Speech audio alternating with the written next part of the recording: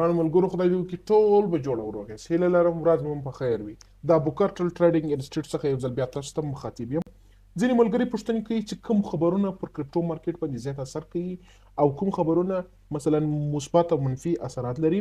موږ د کرپټو د هر مارکیټ دپاره موږ ځانته خبرونه لرو، لکه فورکس مارکیټ دی، سټاک مارکیټ دی او کریپټو کرنسي مارکیټ دی. دا چې زموږ یوازینی هدف کریپټو کرنسي مارکیټ ته د کریپټو کرنسي مارکیټ دپاره باید موږ چیرې څنګه او کوم خبرونه تعقیب کړو. د کریپټو کرنسي مارکیټ خبرونو د تعقیب دپاره موږ څو رقمه سایټونه لرو چې د هغه د لارې موږ کولی سو خبرونه تعقیب کړو. یوازینی تر ټولو معتبره مفید ویب سایټ چې کوم دی د forex.com په نوم دی. کله چې تاسو په ګوګل کې forex.com سرچ کړئ تاسو ته دا ویب سایټ راخلاصیږي. دلته به تاسو پر کلندر باندې کلیک وکړئ. د کلندر سره به تاسو یو جنتري پیدا کړئ، یو کلندر به ووینئ. د کلندر سره د هر ورځې خبرونه تاسو ته راځي. د یعنی د هر ورځې د که وګورو موږ نن د 2025 د 12 تاریخ دی، 9 تاریخ دی. د دې ګوري پر 9 تاریخ باندې موږ هیڅ خبر نه لرو. که موږ 8 تاریخ وګورو، د 8 تاریخ دپاره دا خبرونه چې کوم دي مثلا لیست شوي دي چې دا خبرونه به راځي. اوس نو په دې خبرونو کې کوم خبرونه باید موږ د کرپټو مارکیټ دپاره تعقیب کړو یا موږ تر تعقیب لاندې ونیسو. یعنی د هرې ورځې خبر دلته تاسو ته کولی شي پیدا یې کړئ. د کرپټو کرنسي مارکیټ دپاره اول باید موږ د خبرونو وپېژنو چې کوم خبرونه پر کرپټو مارکیټ باندې زیات اثر کوي، کوم لږ اثر کوي او منفي اثر کوي، مثبت اثر کوي. داسې د کرپټو کرنسي مارکیټ دپاره خو داسې ډېر زیات خبرونه شته چې په عموم کې که وګورو لکه د امریکا پیډ اداره ده یا د هغو ډیسیژن فیصلې دي، د انټرسټ ریټس پر برابر باندې یا د سود کچه چې کومه ده، یا سی پی آی د پی پی آی د اقتصادي راپورونه، انفلاسیون، ای ټي اف د بیټکوین خبرونه په ځانګړي ډول لکه د ایتریم ای ټي اف دی، د امریکا د سیک ادارې خبرونه دي، اپروول او ډیلی د پکښې د وینچر کیپټل خبرونه د وی سی ورته وایي، یا د ویلز حرکتونه د غټو غټو مؤسسو خبرونه. شپږم چې کوم د هالوینګ ایونټونه دي یا هم هغه کنفرنسونه دي لکه د بیټکوین د عرضه کمیدل. دا چې د دولتونو پریکړې دي لکه بن او لیګلایزیشن چې ورته وایي، د ایکسچینجونو لوی خبرونه دي، پیل او اپګریډ ورته وایي، د امریکا د انتخابات، جګړې او نړیوال سیاسي بحرانونه. دا کوم ټول چې دي دا پر کرپټو مارکیټ باندې هم مثبت اثر لري هم منفي اثر لري. اول موږ دا پیژنو چې د امریکا پیډ اداره کوم خبرونه نشروي.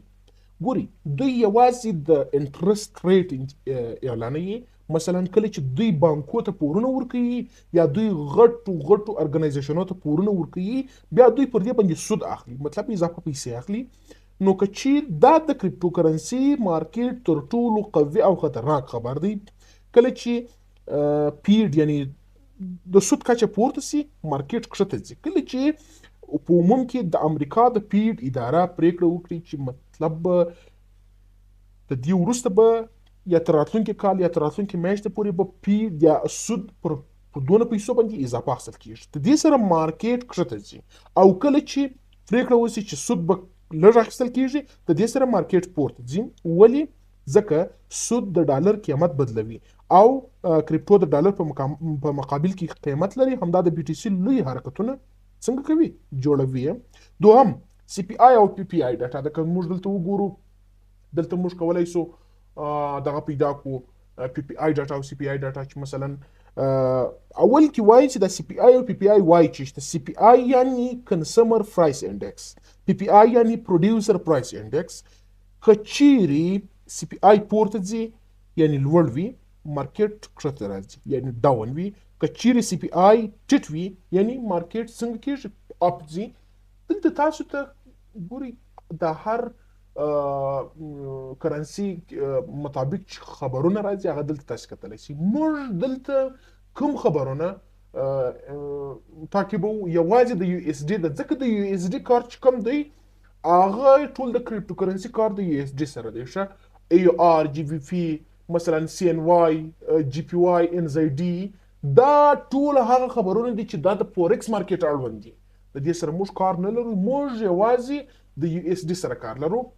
اوس په یو اس ډي کې ما اکثره خبرونه دي، مثلا دا بوس پریس کانفرنس دی، کروډ آیل انوینټوریز دي، دا هم د فورکس مربوط دي. مثلا دا پیټرول فنډز ریټس دي، اف او ام سی اکونومیک پروجیکشنونه دي او اف ام سی سټیټمنټونه دي، داسې دي. دا د کریپټو کرنسي مربوط دي. دلته تاسو پی پی آی او سی پی آی دا رقم هغه خبرونه چې په کریپټو مارکیټ مربوط دي هغه ټول تاسو څنګه کولی شئ په دې کرنسي جدول کې پیدا کولی شئ چې تاسو باید د کریپټو لپاره دا تعقیب کړئ. داسې د دې لپاره باید موږ په عمومي میډیا هم تعقیب کړو. هغه غټ غټ چینلونه په ټویټر کې، مثلا انسټاګرام کې، فیسبوک کې تعقیب کړو چې هغه د کریپټو کرنسي د مارکیټ اړوند معلومات پورته کوي. بیا که زه ووایم چې د کریپټو کرنسي مارکیټ تقریبا تر 80% پورې خبرونه پر دې اثر کوي. دا ستا د پروفیټ او لوز د ټولو یو لوی منفي کېدای شي چې ته یا ګټه وکړې یا پروفیټ وکړې د خبرونو په ځان د خبرونو یا د نیوز په خبرولو سره د ځان. صحیح ده. د امریکا سیک پریکړې دي چې که چیرې سیک اداره کښته کېږي، کوم کوین هدف ونیسي یا قیمت یې کښته کېږي، او یا که سیک کومه پروژه منظوره کړي قیمت یې پورته کېږي. صحیح ده. لکه مثلا د امریکا سیک اداره وایي د ایکس آر پی باندې چې اوس په امریکا په محکمه کې کم عرض شوی دی په ایکس آر پی یعنی ریپل کوین باندې، که چیرې دا ریپل یا ایکس آر پی دا قضیه وګټي، د دې سره ایکس آر پی کوین کېدای شي راتلونکي پورته شي، $5 ته ولاړ شي، $7 ته ولاړ شي، تر $10 پورې ولاړ شي. داسې د وی سی د وینچر کیپټل خبرونه دي، د ویلز حرکتونه دي چې ویلز یعنی غټ ارګنایزیشنونه، بانکونه څنګه حرکت کوي، دوی څه شي رانیسي، څومره رانیسي، کوم کوینونه رانیسي، د دې په اړه باندې عمومي خبرونه تاسو کولی شئ د میډیا د لارې چک کړئ، د دې کلندر د لارې، د forex.com د لارې چک کړئ. هالوینګ ایونټس دي، دا تر ټولو مهم دي. لکه د بیټکوین د ورځې کمیدل، بیټکوین هالوینګ هر 4 کاله بعد کیږي یا په هر 4 کاله کې د بیټکوین هالوینګ کیږي. که وایم قیمت تقریبا له 6 څخه تر 12 میاشتو وروسته ډیر پورته کیږي. بل تر ټولو یو مهم د کریپټو کرنسي مارکیټ د پاره د خبرونو له نگاه څخه یا د خبرونو له نظر څخه تر ټولو مهم د دولتونو پریکړې دي، لکه بن او لیګلایزیشن دی. ګوري د هر هیواد د کریپټو قانون اعلان د مارکیټ اساسات بدلوي. هر هیواد چې د کریپټو مارکیټ مطابق اعلان کوي یو پریکړه کوي، دا د مارکیټ اساسات بدلوي. مثلا چین ویلي دي چې پر کریپټو کرنسي بندیز دی، مارکیټ پریکړه بدلوي یا بدلیږي، ډاون راځي. مثلا په یو ای ای او په ای ال سلوادور کې قانوني کول دي د دې یا دا قانوني سوی دی، مارکیټ ته باور زیاتېږي، پیسې ورته راځي، قیمتونه پورته کېږي. داسې د ایکسچینجونو لوی خبرونه پر مارکیټ باندې زیات اثرونه کوي، لکه مثلا باینانس هیک سوی ده، دا منفي اثر دی. ایکس سقوط کړی ده، کیو کوین یا میکسس بندیزونه لګولي دي. دا مارکیټ ته ډیر سخت شاک ورکوي او دا پر مارکیټ باندې زیات منفي اثرات لري. بل د شبکو اپګریډ یا پیلر دی، لکه د باینانس سمارټ چاین دی، کاردانو د سولانا د ایتریم د لوی اپګریډونه. بولش سیګنال دی، لکه مثلا د شبکې بندیدل، بیرش سیګنال دی. مثلا باینانس سمارټ چاین اوس که وایم په 0.01 سنت پیس اخلي، که چیر دوی دا هم کم کی، دا ګوري یو بولش سیګنال دی، کېدای شي دا پر بی ان بی کوین باندې ښه اثر ولري یا هم د عموم د مارکیټ دپاره ښه اثرات ولري.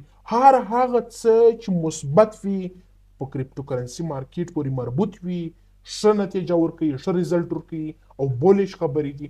هر هغه څه چې منفي وي او هغه پر کریپټو مارکیټ باندې منفي اثر لري، هغه بیرش دی او بیرش سیګنال دی.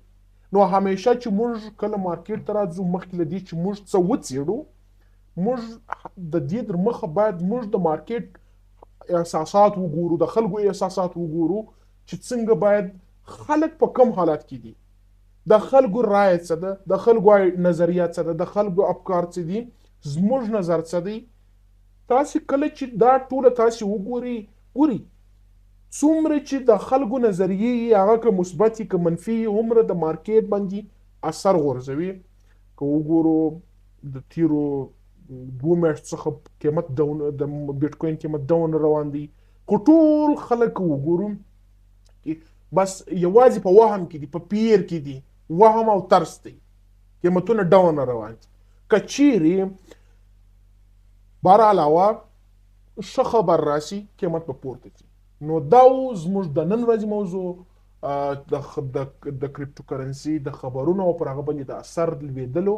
تر راتلونکي ویډیو پورې د خدای پامان.